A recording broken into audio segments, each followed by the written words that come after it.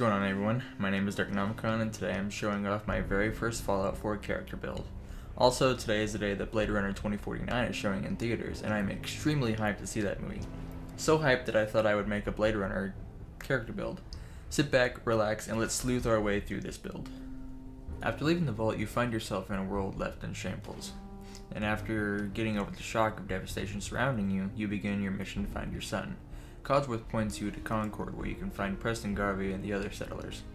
You will opt to help them for some extra experience and your first bobblehead, the Perception bobblehead. Once you have helped them, you are then pointed to Diamond City to find further help in finding Sean. Before you leave Sanctuary, be sure to pick up that Grognak the Barbarian comic from your living room. Now let's talk about stats real quick. In the beginning, the Blade Runner will have 3 Strength, 6 Perception, 1 Endurance, 3 Charisma, 6 Intelligence, 8 Agility, and 1 Luck. A special book in Sean's room will be put in Endurance, that way you can become more intolerable to the dangers in the Commonwealth. The Blade Runner doesn't require a lot of strength, he has enough to just get by, but in the business of blade running, perception is key. Your time in the vault hasn't hindered your perception. Your aim is still true, but the reality around you seems like something out of an astoundingly awesome Tales comic. After finding Sean, you only wish for him to see what you have seen with his eyes. For role-playing purposes, you can say that the time in the cryopods took its toll on your endurance. But don't worry, after experiencing what the Commonwealth can throw at you, it won't take long for you to adapt. Charisma doesn't come easily to the Blade Runner, especially when their job is hunting down synths. To the Blade Runner, synths are like any other machine. They are either a benefit or a hazard. If they're a benefit, it's not his problem. But if they're a problem, well, let's just say the god of biomechanics had better add them to the list of retired machines. A good Blade Runner needs all the best intel in order to find the synths that he's been looking for. That, and it helps to hack into terminals to search for the info as well. Agility plays a major role for the Blade Runner. This skill enhances his pistol skill to be quick on the draw, and he becomes a fast-moving target to try and outmaneuver the synths' targeting systems. Lastly, we have luck. Ever since you got out of the cryo tube, your luck has been low.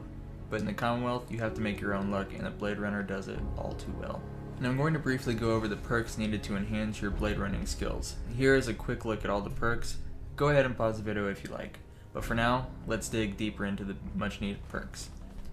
In the strength stat line, you will grab all 5 of Iron Fist, which allows your punching attacks to do double damage and paralyze opponents in VATS when landing critical hits.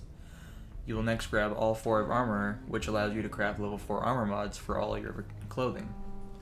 In the Perception stat line, you will grab both of Awareness, which allows you to know the dirt on your enemies and also gives you a plus 5% bonus to hit chance and damage dealt in VATS thanks to the Nuka World DLC. You will next get 3 out of the 4 in Locksmith, which allows you to pick Master Locks, and you don't really need the 4th perk because bobby pins are easy to come by. Next, you will have all 3 of Night Person, which at night will allow you to have plus 5 to both your Perception and Intelligence during the hours of 6 PM and 6 AM. And thanks for the Far Harbor DLC, you also get an extra 30 health points during those times. Next, in Endurance, you will get all 5 of Toughness. With this perk maxed out, you will gain plus 50 to your damage resistance. In Charisma, you will have all 3 of Cap Collector, because this job doesn't come cheap, and it also helps to invest some money to nearby stores to get better deals than most people. Next, you will get all 3 of Lady Killer, because some of the synths are female and you would rather talk to them into coming back and being reprogrammed instead of the other option. Next, you will get all 4 of Lone Wanderer. This perk allows you to take 30% less damage, increases your carrying weight by 100, increases your damage by 25%, and increases your action points by 25, only if you're traveling alone. Next, in Intelligence, you will grab all 4 of Medic. With this perk maxed out, your Stimpaks and Radaways now heal for full health and take away rads much faster. You will then grab all 4 of Gunnet, which will allow you to craft all the best gun mods you can possibly want. You will then get 3 out of the 4 of Hacker, and the 4th perk isn't really necessary, but now you can hack master terminals. You will then grab all 3 of Scrapper, which will allow you to salvage for the more rare components from junk, and with the Far Harbor DLC you will get more from salvaging. This last perk is kind of optional. I put all 4 into Science, but if you think that it's not worthy for this build, then go ahead and scrap it. Next, in the Agility stat line, which is the bread and butter of this build, you will have all 5 of Gunslinger, and having all 5 points will make non-automatic pistols do double damage and have a much better chance at disarming and crippling limbs. You will then have all 3 of Action Boy. With this perk, your action points will now regenerate 50% faster and with the Far Harbor DLC we'll bump it up to 75%. Next you will get Moving Target, all 3. While sprinting, your damage and energy resistance gain plus 50 and sprinting costs 50% fewer action points. Lastly, you will have all 3 points in Quick Hands. Reloading guns doesn't cost action points in bats anymore, and with the Nuke World DLC you gain 10 additional action points. Lastly, on luck, you will have all 4 Fortune Finder because this job, again, doesn't pay as well, and it's nice to find more caps and containers, and oh, it's always nice to see caps rain from your synth suspects if they are all a hazard. Next, you will have Foreign Scrounger. This helps you find more ammunition and containers.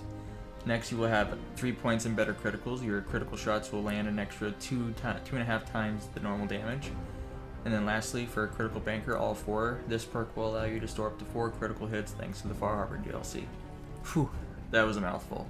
Now let's talk about factions. This build will use the Railroad to get the Ballistic Weave Armor mod, and to find Sean.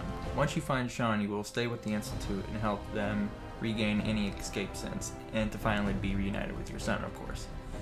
Now let's talk about gear. For this build, I thought that the Maxson's Battle Coat really made this build look aesthetically pleasing, and then also with the Ballistic Armor mods, you can make it as powerful as it looks good. As for the weapon, use any pistols in the beginning, but after killing Kellogg, you will use his pistol to refill your action points on critical hits. At the end of the game, with all the bobbleheads collected, the Blade Runner will have 4 Strength, 7 Perception, 3 Endurance, 4 Charisma, 7 Intelligence, 9 Agility, and 8 Luck. And that brings the build to an end. I hope you enjoyed this build, and I hope you enjoyed the new Blade Runner movie when you see it. As in all my build videos, there are nav links in the description down below, and I always love to hear feedback from you guys. Thanks again for watching, and I will see you in the next video.